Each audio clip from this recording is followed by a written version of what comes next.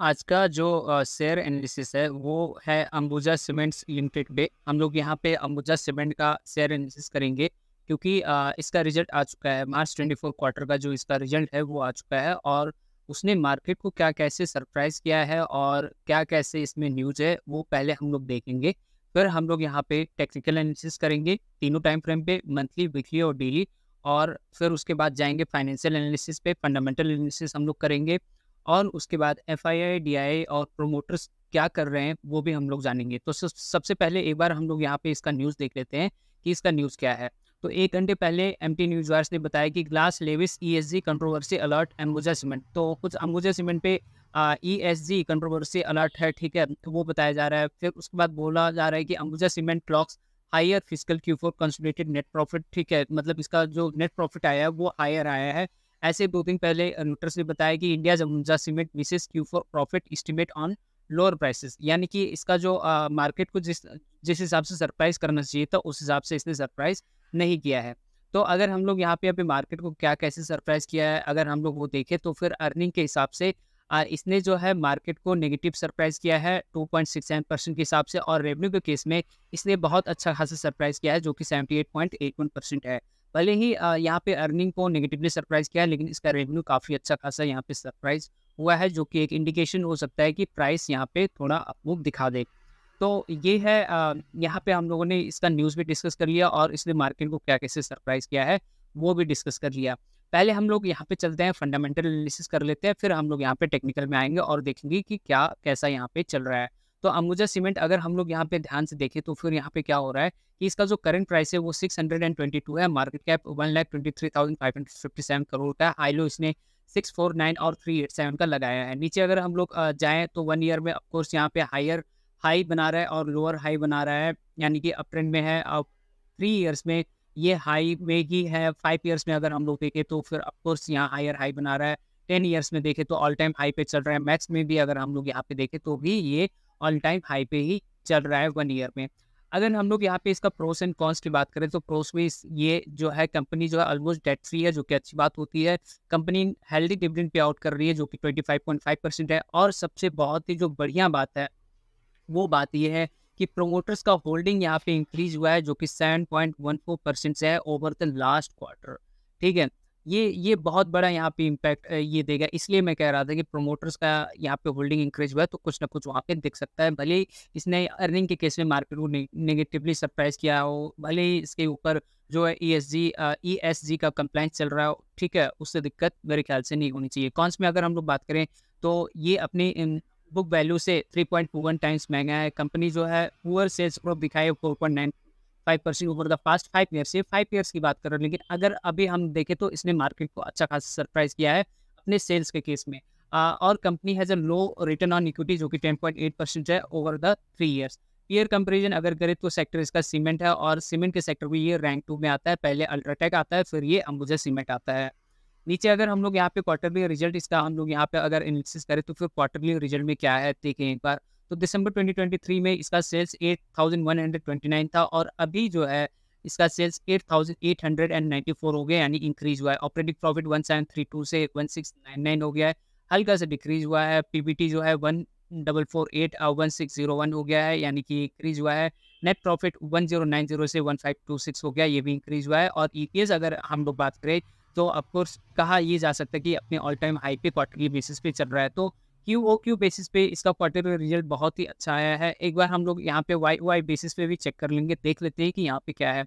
तो Y Y basis पे अगर हम लोग यहाँ पे इसको चेक करें तो सेल्स इसका जो था 7,966 था मार्च 2023 में, और अभी जो है वो 8,894 हो गया, इंक्रीज हुआ है। ऑपरेटिंग प्रॉफिट 1239 से ये 1699 हो गया, इंक्रीज हुआ है। पीबीटी 989 से 1609, ये भी इंक्रीज हुआ है। नेट प्रॉफिट 763 से 1526, ऑलमोस्ट हम लोग ये कह सकते हैं कि ये डबल हो गया है इसका नेट प्रॉफिट एक साल के अंदर क्वार्टरली, जो टीटीएम के बेसिस पे हम लोग यहाँ पे देखते हैं। और उसके बाद नेट प्रॉफिट जो है ये नेट प्रॉफिट जो है मार्च 2023 में ये 763 था और अभी ये 1526 हो गया। ये तो मैंने बता दिया। अब ईपीएस मुझे बताना था, 3.25 से ये 3.31 हो गया है, तो ठीक है, ईपीएस भी यहाँ पे काफ़ी अच्छा खासा हो गया। तो क्वार्टरली रिजल्ट जो इसका आया है, चाहे वो क्यूओक्यू बेसिस हो या वाई बेसिस हो, इसमें कोई दो राय नहीं है कि इसका रिजल्ट खराब आया है। इसका रिजल्ट बहुत ही अच्छा आया है, ठीक है।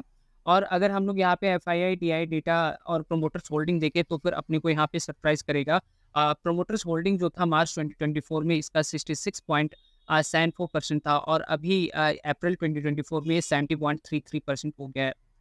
काफ़ी अच्छा खासा यहाँ पे इन्होंने स्टेक इंक्रीज़ किया। जब प्रोमोटर्स अपना स्टेक इंक्रीज़ करते हैं तो फिर वहाँ पे उस कंपनी पे भरोसा हम लोगों का ज़्यादा बढ़ जाता है। एफआईआई जो है 11.09 से 9.90 हो गया है, यानी ये कम हुआ है। डीआई 14.24 से 12.73 ये भी कम हुआ है। गवर्नमेंट 0.23 से 0.1 ये कम हुआ। पब्लिक 7.69 से 6.85 यानी सब कम है, लेकिन एफआईआई लोग अपना स्टेक यहाँ पे बढ़ा रहे हैं, ठीक है।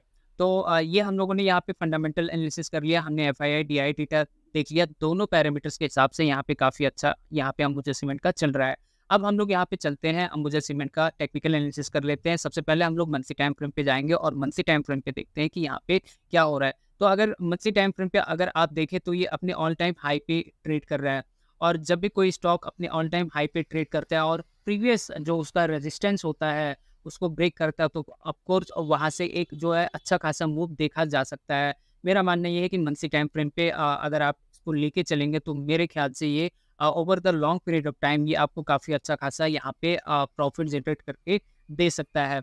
और कैसे तो यहाँ पे अगर आप देखें तो फिर यहाँ पे दिसंबर 2022 में इसका एक स्ट्रॉन्ग रेजिस्टेंस बना था। उसके बाद ये नीचे एकदम आराम से गिरा था और फिर उठने की कोशिश की और उठने की कोशिश में ये अभी जो है अपने जो प्रीवियस इसका ऑल टाइम हाई रेजिस्टेंस था उसको इसने ब्रेक किया और ब्रेक करके यहाँ पे ये कहीं न कहीं उसके ऊपर ट्रेड कर रहा है। तो जब भी ऐसा सिचुएशन मंथली टाइम फ्रेम पे बनता है तो फिर प्रोबेबिलिटी ये हो जाती है कि वहाँ से अपनी कोई स्टॉक परचेज़ करके चलना चाहिए।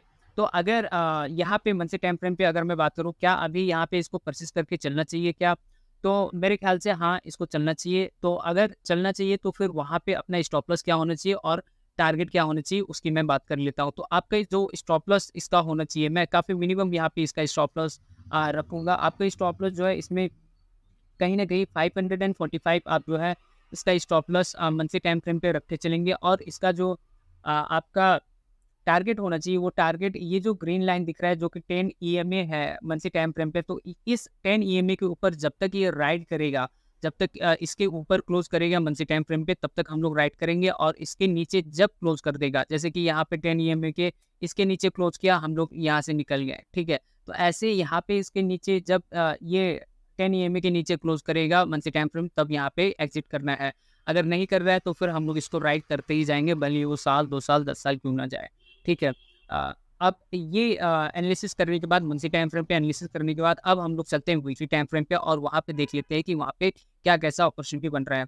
तो वीकली टाइम फ्रेम पे अगर मैं यहाँ पे बात करूँ तो एक इसका जो स्ट्रॉन्ग रेजिस्टेंस था, ठीक है, इसका जो स्ट्रॉन्ग रेजिस्टेंस था उसको इसने ब्रेक किया है और अभी वो ब्रेक करके ये उसके ऊपर ये ट्रेड कर रहा है।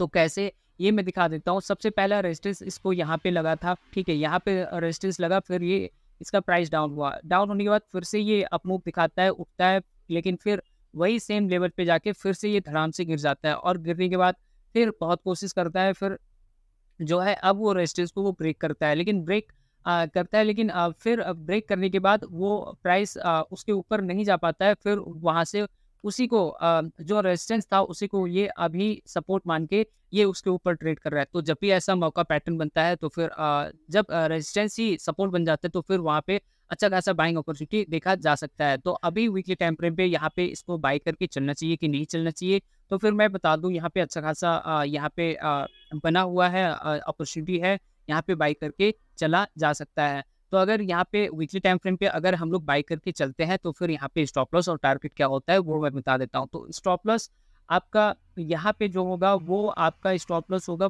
550, ठीक है। आपका स्टॉप लॉस कितना होना चाहिए यहाँ पे? यहाँ पे आपका स्टॉप लॉस 550 होना चाहिए और 550 स्टॉप लॉस है तो उसका टारगेट अब क्या होना चाहिए? तो टारगेट जो है जब तक, अब आपके पास यहाँ पे 2 ऑप्शन मैं देता हूँ। एक ऑप्शन ये है कि आप 10 ईएमए जो कि वीकली टाइम फ्रेम है उसके ऊपर राइड करते चलिए, या फिर ये जो ब्लू लाइन है जो कि 21 ईएमए है उसके ऊपर आप यहाँ पे राइड कर सकते हैं। इसके इन दोनों लाइन के नीचे में से दोनों लाइन के नीचे कोई एक अगर क्लोज हो जाता है वीकली टाइम फ्रेम पे, तो फिर वहाँ अपना एग्जिट होगा। अगर आपको ये ईएमए को फॉलो नहीं करना है और एक फिक्स्ड परसेंटेज आपको लेके जाना है यहाँ से, तो फिर फिक्स परसेंटेज के हिसाब से मेरे ख्याल से वो मैं आपको बता देता हूँ कितना यहाँ पे फिक्स परसेंटेज बनना चाहिए। तो फिक्स परसेंट जो है मेरे ख्याल से यहाँ पे 70% का वो अपमूव यहाँ पे दे सकता है ये स्टॉक। इसलिए जो है आपका स्टॉप लॉस यहाँ पे टाइट रहेगा 550 के हिसाब से। 550 के हिसाब से अगर आपका स्टॉप लॉस यहाँ पे मैं देखूँ, तो फिर वो कितना स्टॉप लॉस गिर गिर जा रहा है, तो 11-12% के हिसाब से आपका स्टॉप लॉस, मतलब 11-12% अगर ये नीचे जाता है तो फिर ऑफकोर्स वहाँ से निकलना पड़ेगा। लेकिन 11-12% के रिस्क पे आपको यहाँ पे 70% का रिवॉर्ड मिलने जा रहा है, तो फिर सोचना आपको है यहाँ पे। चलिए अब हम लोग चलते हैं यहाँ पे डेली टाइम फ्रेम पे, और डेली टाइम फ्रेम पे भी इसको डिस्कस कर लेते हैं। तो डेली टाइम फ्रेम पे अगर हम लोग यहाँ पे देखें, तो डेली टाइम फ्रेम पे क्या हो रहा है, डेली टाइम फ्रेम पे क्या हो रहा है, मैं आपको एक बार यहाँ पे ट्रेंड लाइन से बता देना चाहता हूँ कि डेली टाइम फ्रेम पे यहाँ पे क्या हो रहा है। तो डेली टाइम फ्रेम पे अगर आप यहाँ पे देखें, तो इसका जो लो बन रहा है ना, इसका जो लो बन रहा है वो हायर लो बन रहा है।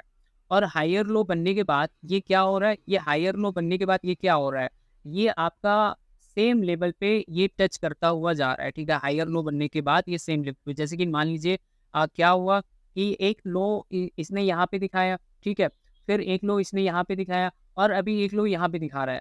तो यहाँ पे मतलब 3 टाइम्स से टच कर चुका है उस ट्रेंड लाइन पे। तो मेरे ख्याल से अभी एक अच्छा खासा यहाँ पे अपॉर्चुनिटी है। अब यहाँ पे मैं बात कर लेता हूँ कि आपका स्टॉप लॉस और टारगेट क्या होना चाहिए। तो अगर स्टॉप लॉस की बात करें, तो आपका स्टॉप लॉस कम से कम यहाँ पे कुछ नहीं तो 565 आपका यहाँ पे स्टॉप लॉस होना चाहिए, और 565 स्टॉप लॉस होने के बाद अब यहाँ पे आपका टारगेट क्या होना चाहिए। तो मेरे ख्याल से आपका जो टारगेट होना चाहिए, जब तक 50, ये जो आपको रेड लाइन दिख रहा है, ये 50 ईएमए है, जब तक 50 ईएमए के नीचे क्लोज ना करे तब तक आप इसको राइड करते रहिए।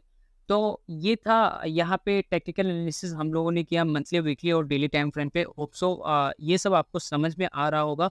अगर कुछ समझ में नहीं आ रहा है, कुछ दिक्कत आ रही है, तो फिर आप कमेंट में वो पूछ ज़रूर सकते हैं, या फिर कोई सजेशन हो, कोई सुझाव हो कि और अच्छा कैसे यहाँ पे प्रेजेंटेशन दिया जा सकता है, तो फिर आपका वेलकम है। कमेंट में आप यहाँ पे ज़रूर लिखिए। किसी कोई कुछ और चीज़ें यहाँ पे सीखनी हो स्टॉक मार्केट से, तो भी यहाँ पे कमेंट में आप ज़रूर लिखिए। बाकी ये था अंबुजा सीमेंट्स का कंप्लीट एनालिसिस, जहाँ पे हमने फंडामेंटल, टेक्निकल और एफआईआई डीआई डेटा के बेस पे हम लोग एक कंक्लूजन में पहुँचे हैं कि यहाँ पे अच्छा खासा बाइंग अपॉर्चुनिटी बन रहा है। बाकी डिस्क्लेमर ये है कि मैं कोई सेबी रजिस्टर्ड एडवाइज़र नहीं हूँ। ये जो एनालिसिस है ये मेरा खुद का है, मेरा एनालिसिस आपसे डिफरेंट हो सकता है, लेकिन कहना यही है कि अपने पोर्टफोलियो को आपको डाइवर्सिफाई करके चलना है, अपने रिस्क को मैनेज करके चलना है। किसी के टिप्स, कॉल्स, रिकमेंडेशन पे भरोसा कभी भी नहीं करना है। अगर आपको वीडियो पसंद आ रहा है, तो फिर चैनल को सब्सक्राइब करिए, वीडियो लाइक करिए, और लोगों के साथ शेयर ज़रूर करिए। बाकी आपने इतना समय दिया उसके लिए थैंक यू वेरी मच।